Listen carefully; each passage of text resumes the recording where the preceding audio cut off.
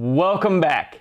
Today I'm going to talk about the one tool that has really stepped up my micro stock photography workflow. I'm excited to share it with you because it went from the difference of me just getting a few pictures uploaded to being able to 10x that and get through multiple at a time. What I'm talking about is XPIKS. Free download, application to use. So let's dive in while I show you how to use it to step up your stock photography game as well. So once you've started XPIKS, you're going to have two options. One's going to be to add a whole directory. I don't suggest this unless you're planning on doing a lot of work, or to simply add files.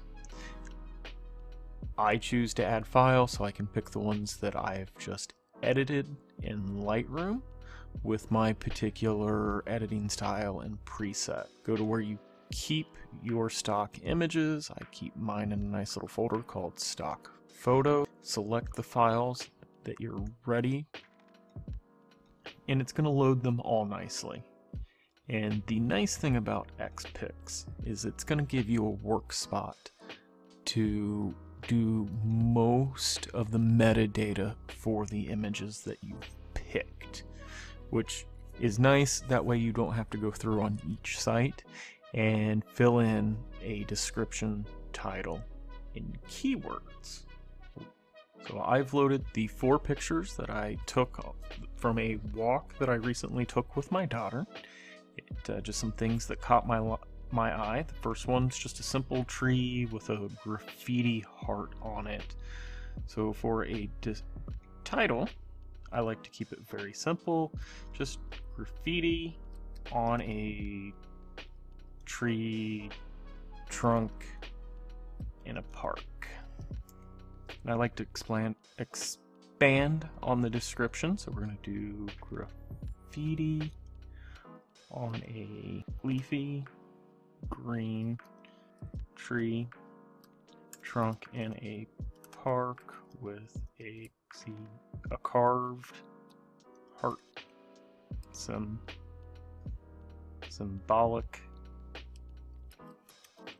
of young love. From here, once you have your description and your title, a nice feature is that there's suggest keywords.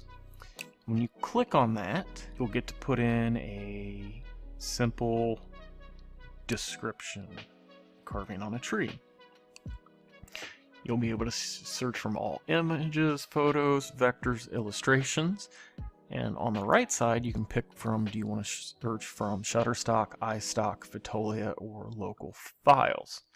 But once you click search, it's going to go out to, in this case, Shutterstock, and bring in all images that have that particular phrase on it.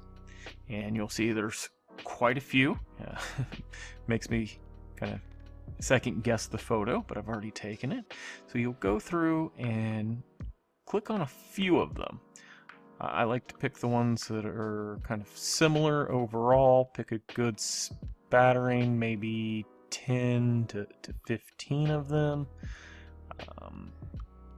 And from there, it's going to give you the suggested keywords. And that's what all these photos are going to have in common for words that have already been entered.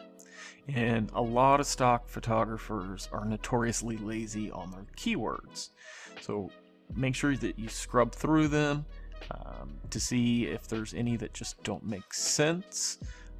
Then also go through the other keywords. These are going to be the ones that aren't used nearly as much through those particular photos. In this case, it wasn't an apple tree, it wasn't vibrant. Lovesickness might be a good one in there. It's about the only one I like. But then you'll click Add Suggestions, and it's going to add all of those back into the keywords. In this case, I'm going to go ahead and then you move to the next photo. I'm going to just kind of speed through this as I get the next 3 in there. What I like about the suggested keywords, not only does it save a lot of time, especially for grouping similar pictures together because you can copy and paste, but also as you go through the other photos. I've got several ideas for stock photo shoots for the future from just different things that I've seen during the process. So once you have all of the photos, you're going to go ahead and you're going to select all 4 of them. It's going to want you to then save this information and export those to the file. Once you've exported, once you've saved, which is the little down arrow, you're going to be ready to upload them. The little cloud icon with an arrow, and it's going to bring up all of your different stock agencies that you've built in. As you can see, I'm using Shutterstock, Adobe Stock, Dreamstime, Deposit Photo, Pond5. It will have you put in your information, and to be able to test that, you can add a new one simply just by title, host, pretty easy overall. And then once you have it, you're just simply gonna click the ones you want and click Start Upload. And it's that simple.